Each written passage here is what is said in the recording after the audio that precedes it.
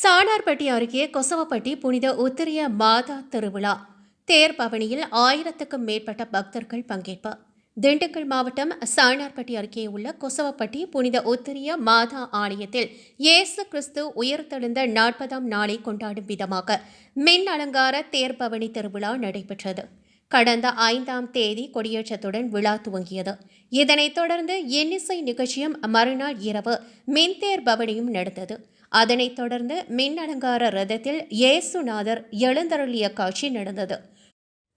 விழாவின் முக்கிய நிகழ்ச்சி வியாழக்கிழமை நடைபெற்றது. இதில் வானவேடிக்கை முழங்க தப்பாட்டம், ஒயிலாட்டம், கோலாட்டம், கும்மி ஆட்டத்துடன் மின்ரத தேர்பவனி நகர்வலம் வந்தது.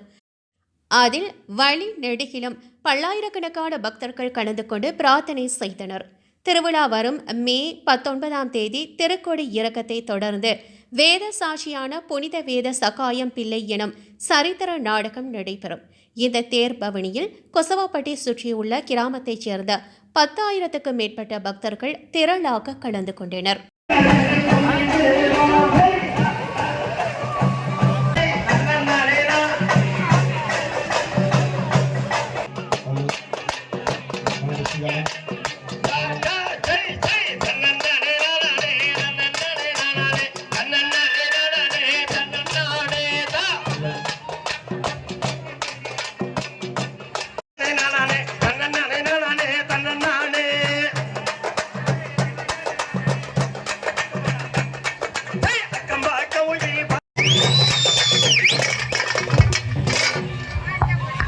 Artistica.